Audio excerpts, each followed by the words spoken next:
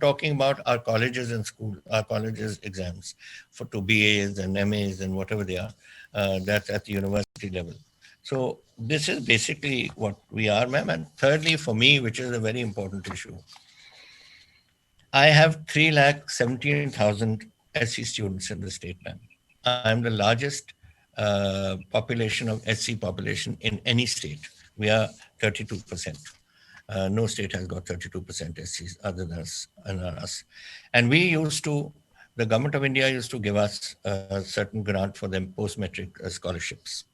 Now they've told us, and post-metric scholarships, what it's cost us is about 720 crores a year, which they used to give us. Now they say that you spend up to 800 crores and anything more than that we'll give you. When we don't have anything more than that, and we only want that 720 crores to come to us. If you're not going to give me for my SC students, then how do my post students go to school and study? Now, this is something which I find is a very strange thing, that you are not even willing to contribute to the SC students of my state. I don't have money. I don't have money sometimes to even think how I'm, I have to think sometimes how I'm going to pay my salaries. How am I going to pay the various compensations or the various commitments that the state has made? And then on top of that, you're trying to thrust this also on us. I would like all my children to be educated, and that 32% is 1/3 of Punjab. How can I just leave them out? And I don't think the government of India has any business to cut it out for the poor families and for the SCs families of the state. So this is another issue which I wanted to mention. And finally, ma'am, there's this new education policy they brought out. Now, they have not consulted us. I don't think they've consulted any of my colleagues also. They have just gone and thrust education policy on us without us knowing what they're planning, without us knowing what it's going to cost us, without us knowing whether it suits us or not. What suits us may not suit Assam, may not suit Kerala. We have a different, every state has its own system of these sort of education policies. So I would like that we are going to look through this. We are going to be putting up a committee to look into it. When you thrusted on us, what is the impact it's going to have on our education? What's the impact it's going to have on our finances? And then only we can answer this. But this is something another, I think it'll affect the other states as well to consider this issue. And lastly, ma'am, just to give you some information, which is in fact, the paper has just arrived. Day after tomorrow, our Vidhan Sabha is starting. And we have said that everyone should, including the Chief Minister downwards, every MLA must have his COVID test done. A few were done today, and 23 of my MLAs are positive as of today. Now, these tests are going to continue tomorrow and day after tomorrow.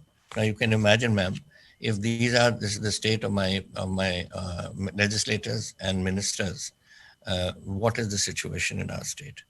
So therefore, it is my request to you that I think we should collectively meet and go and see the Prime Minister and request our colleagues from other states, not from our party, like Thakre ji and Hemant ji and also Mamata ji, to come along with us and let us force this issue and inform him that we are not asking for anything out of the moon or out of the blue.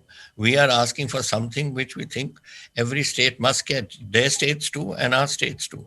And so that we can at least move forward and try and get over this crisis which is has engulfed us all. Thank you, ma'am. Thank you. Amarendra ji, just 1 minute, Madam Sonia ji.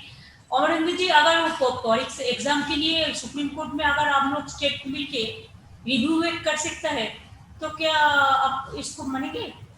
हाँ, मैं तो आपके साथ चलूंगा. We'll go to the Supreme Court. इसको तो review petition तो हम कर सकते हैं. अगर सेंट्रल गवर्नमेंट नहीं चाहते हैं तो all we are present here, at least we can. मैंने तो रिक्वेस्ट किया Mamata ji that all of us, all 6-7 of us who are sitting here, we should unitedly go to the court. दीदी सर, मुझे लगता है कि कोर्ट जाने से पहले एक बार पीएम के यहाँ चला जाए या प्रेसिडेंट के यहाँ चला जाए jointly, then we will move to Supreme Court. मुझे लगता है ये स्टेप उठाना चाहिए.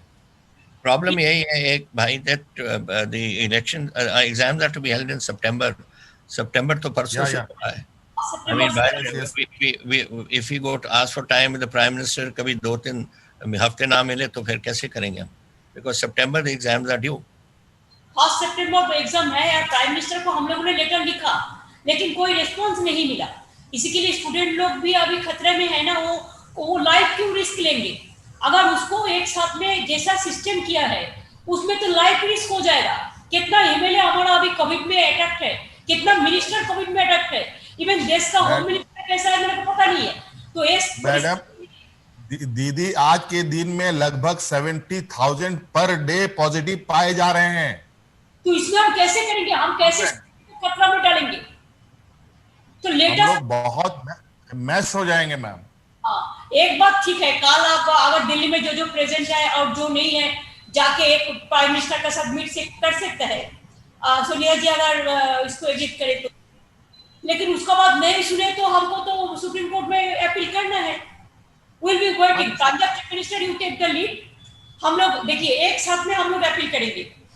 तो आप लोग टुडे इज 26 ना, 26, 27, 28, 29, 30 फर्स्ट को एग्जाम है ना। फर्स्ट को एग्जाम है, से जल्दी करना है। कल तो ये डे टू डे नहीं होगा। तभी ठीक है, you know, because September 1st तो आ गई हमारे पास। So why do we wait for that? Let us go to court. Supreme Court चलो, हम सब चलते हैं। Punjab chief minister you take the lead. आप कर लो, हम लोग सब एक साथ नहीं करेंगे, अलग अलग नहीं करके बेटर होगा। हेमंत जी, अगर उद्धव जी भी अभी नहीं है लेकिन सब पार्टी तो है, एक साथ में 6-7 स्टेट भी हम करें ना, तो अदर स्टेट, नवीन जी भी कल हम सुना है उन्होंने कहा कि हम लोग इसको पोस्टपोन करने चाहते हैं। और भी बहुत स्टेट है जो हमारा साथ नहीं सकता है, नहीं रहने सकता है, लेकिन स्टूडेंट का इंटरेस्ट के बारे में सबको करना पड़ेगा। इसी के बारे में आज मीटिंग से तो इसका बारे में एक क्लियरिटी है। दूसरी बात यह है कि कोरोना थोड़ा कमती होने का बाद एक डेपुटेशन पीएम का साथ मिलना चाहिए, प्रेसिडेंट का पास भी जाना चाहिए। और दिल्ली में जो लोग रहते हैं, सोनिया जी आप लोग तो दिल्ली में यू आर सेटल देयर, तो उधर में भी एक डेलीगेशन हम पार्टी से रिप्रेजेंटेटिव भेज देंगे प्राइम मिनिस्टर और प्रेसिडेंट को पास, जो स्टेट का बारे में जो बोलना है इसको बारे में जल्दी से जल्दी करना है। हमारा बोलता है नहीं देगा, अरे नहीं देगा तो हमारा टाका रुपया लेके चला जाता है और बोलता है नहीं देगा तो स्टेट चलेगा कैसे? नहीं, सही बात। अभी मैडम जो एग्जाम का डेट इन लोगों ने डिक्लेयर किया है उसमें कोई एसओपी भी तो नहीं बताया है कि कैसे होगा नहीं होगा। उसका भी तो बहुत हेमंत जी वो कल एक लेटर दे दिया, कल एक लेटर देके बोला है कि देखो आपका सारा देश भर यही जगह सेंटर होगा, वो सेंटर में इतना 25.50 लोग, 50 लाख इतना करीब स्टूडेंट एग्जाम में बैठेंगे। कैसे बैठेंगे? No social distancing, no physical distancing. उसका लाइफ सिक्योरिटी है, उसका लाइफ का सिक्योरिटी बर्बाद हो जाएगा। अगर वो करियर के लिए जा रहा है तो उसको सिक्योरिटी भी मेरा हम लोगों को देखना कर्तव्य है। कैसे हम स्टूडेंट लोगों को जिंदगी खतरा में डाल सकते हैं? नहीं, बिल्कुल मैडम, ये सिर्फ स्टूडेंट ही नहीं है, बहुत कुछ खुल जाएगा, फिर तो सारी चीज ओपन हो जाएंगी। अशोक जी आदरणीय परम श्रद्धेय सोनिया जी, तमाम मेरे मुख्यमंत्री साथीगण, बघेल सर प्रणाम, गहलोत सर प्रणाम। प्रणाम। अच्छा लगा। कैसे हैं? ठीक है। मैडम ने प्रयास किया एक साथ में और हम लोग सब आपस में बातचीत करने लायक बन सके। मैं इस मौके पर मैडम मेरे साथियों को कहना चाहूंगा, सब लोग एक सी स्थिति गुजर रहे हैं और जब डेमोक्रेसी की बात करते हैं, अगर डेमोक्रेसी मजबूत दिखती है तब तो ये सब बातें करने का उसके लाभ मिलने की उम्मीद होती है।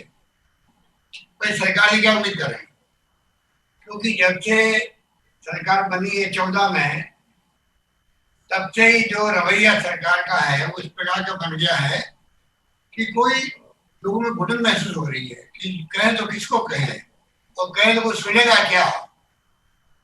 ऐसी स्थिति में हम लोग चल रहे हैं। ऊपर से कोरोना आ गया, सबको मालूम है कि अर्थव्यवस्था की स्थिति पहले इकोनॉमिक स्लो डाउन था। इकोनॉमिक स्लो डाउन तो यूपीए गवर्नमेंट में आया था, परंतु तत्काल कदम उठाए गए तो कम से कम इम्पैक्ट बहुत कम रहा देश के अंदर।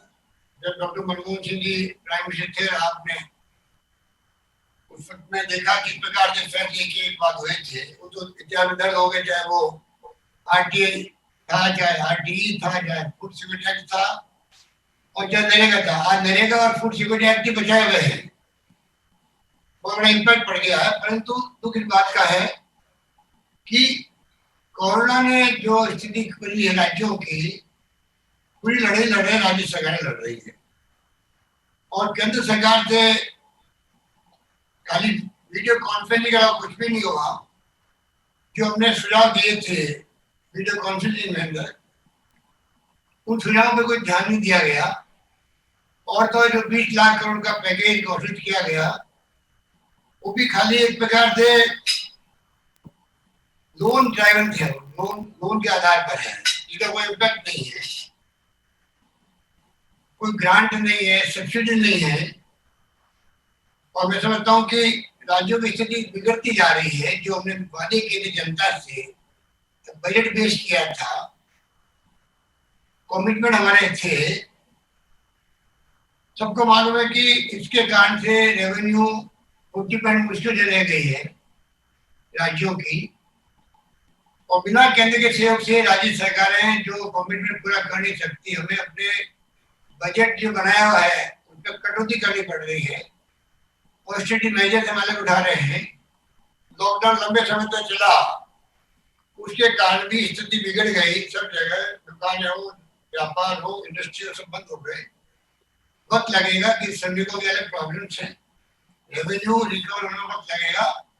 तो तमाम मेरे पूर्व साथियों ने जो बातें बनाई है, वो हकीकत में है कि आज जीएसटी जो वादा किया हुआ केंद्र सरकार का, आज हमारे स्टेट में करीब 6,990 करोड़ रुपए बकाया हो गए हैं,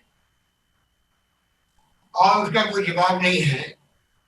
कोई हमने 25-30 लेटर लिखे होंगे प्रधानमंत्री जी को, जवाब आते नहीं है वहां से। अगर कोई मुख्यमंत्री पत्र लिखे जो जवाब नहीं आए, तो हम फिर क्या उम्मीद कर सकते हैं सरकार? जो वादे किए गए थे जीएसटी को लेके, वो पूरे हो नहीं रहे हैं। हम तो मांग कर रहे थे 5 साल और बढ़ाया जाए। मांग किससे करें जब जो अभी जीएसटी मिलनी चाहिए हमें मंथली, वो भी नहीं मिल पा रही है। हमने मांग की थी कि बोरोइंग जो मिलती है, जो हमारे संविधान में लिखा हुआ है, जीडीपी का हम चाहते थे 3% की बजाय 5% मिले स्टेट जीडीपी का। एलो किया, पर शर्तें ऐसी लगा दी जो शर्तें कभी पूरी नहीं हो सकती। हमने सिंपल मांग करी मॉनिटोरियम की, कि राज्य सरकार में जो कर्जे हैं भारत सरकार की एजेंसियों के, पावर फाइनेंस कॉर्पोरेशन है या अन्य एजेंसियां हैं, खाली 6 महीने का मॉनिटोरियम चाहिए, उसकी परवाह नहीं करी गई। आरबीआई देती है वेरियस लिमिट्स में एडवांस देती है, हमने कहा खाली ब्याज मुक्त कर दो कोरोना के अंदर, उसकी परवाह नहीं की गई। अभी स्थिति ऐसी बन गई राज्यों की कि लिक्विडिटी की प्रॉब्लम आने लग गई। किस प्रकार हम तनख्वाह चुकाएंगे टाइमली, वो सवाल हमारे सामने खड़ा है। और तो जो सीएसएस की स्कीम होती है, सेंट्रल स्पॉन्सर्ड स्कीम, उसमें जो पहले फॉर्मूला था वो बदल दिया गया। जो पहले आराम से पैसा मिलता था तो हम भी अपना पैसा लगा करके खर्च करते थे, अब उन्होंने जो फॉर्मूला बदला है वो निर्वेश कर दिया है। उससे और ज्यादा मुसीबत पैदा हो गई कि राज्यों में सीएसएस के काम जो है वो हो नहीं पाएंगे।